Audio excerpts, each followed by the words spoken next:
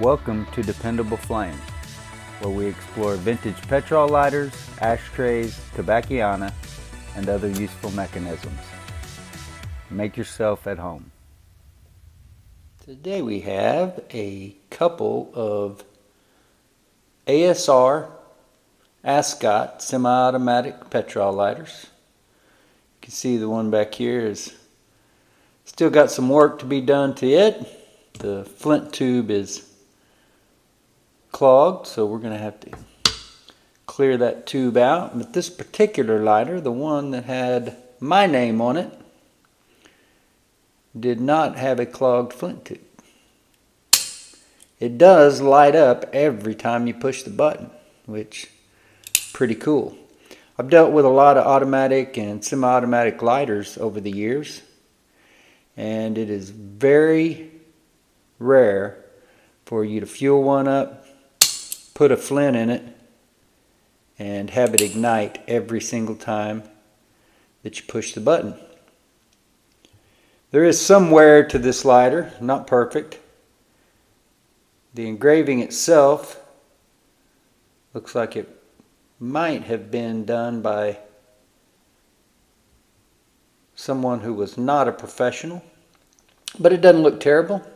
It's obviously the name Joe, J-O-E, which is what I have been called the vast majority of my life, except of course by my wife and my mother when I've gotten into trouble. You can see the built-up windscreen with 3 holes on each side. This is a ribbed case design. Also, I would term this a slipcase lighter. Also, I guess technically an insert style lighter of sorts.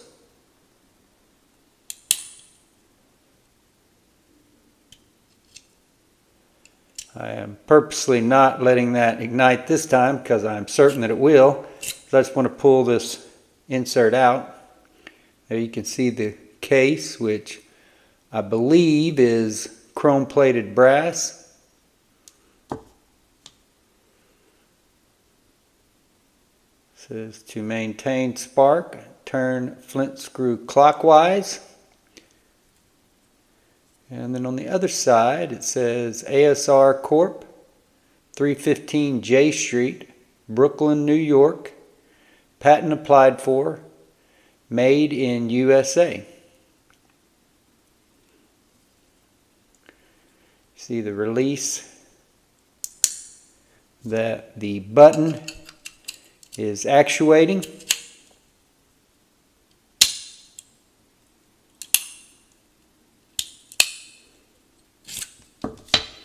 Felt pad, wadding and wick, and it looks like it's all original, and the wick still supports a flame as it should. These lighters have kind of a nifty flint tension system. As I said, this one, although the lighter itself works, the flint tube is clogged.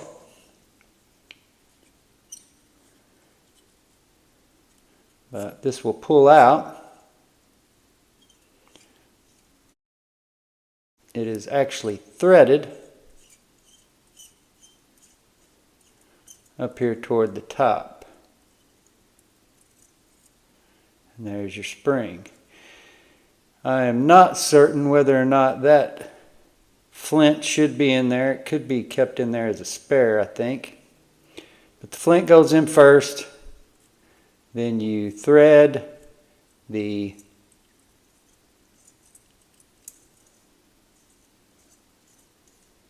flint spring screw in. Then you can still gain added tension by turning and threading that in more, or it will just push in when you've got it where it needs to be. So an interesting mechanism for the flint tension. And of course, no matter what the setup is, whether it's a wheel lighter, automatic, semi-automatic, whatever it may be, it's got to have some kind of tension on that flint to cause a spark when the file wheel is turned, whatever setup or mechanism that happens to be. According to the lighter library, the earliest patent on this lighter was 1945. American Safety Razor Corporation is the actual name that ASR stands for. And also, according to the lighter library, apparently they produced lighters for about 10 years. And I can't say enough about this particular one anyway. As you can see, it lights every single time that the button is pushed. Unless, of course, I'm going to impede the entire process because I don't want it to ignite. But I just want to show you that this particular lighter appears to be missing the actual snuffer cup. So I'm not sure how that would fasten in there. You can see a small indentation into the top of the lid. So I don't know whether I will be able to find a snuffer cup to reinstall in there, or if I may have to find an entirely new lid with a snuffer cup already installed.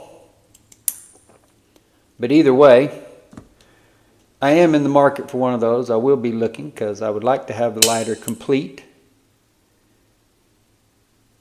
It will obviously evaporate fuel faster in this current state without the cup than it would with that snuffer cup properly in place to keep the wick sealed off and to keep that fuel from evaporating out. Really cool lighter, which does show some scuffs, scratches, plenty of blemishes. Looks like probably some missing plating from around this engraving spot here. You can still see the chrome or silver tone there around the letters, but around the sides where that is raised, it appears that you can just see brass through where the plating has worn. Made in USA, as we saw on the insert, in Brooklyn, New York. A lighter that I am glad to add to my personal collection. And this is the third such lighter in my collection that is engraved with my name or initials. Still a long ways behind our buddy Bill Calkins when it comes to this part of my collection, as I've got 3 and he may have hundreds at this point. But either way, I think this is a cool little side collection for anybody to have. If you encounter lighters that are already engraved with your name and they're affordable, why not? Especially if they come along with one that is engraved with the name of your brother-in-law that you can pass on to him as well. So we'll get busy on that Pat lighter soon. We'll have some repair videos for you on that. But in the meantime, rest assured, this lighter is going to keep on lighting. Until next time.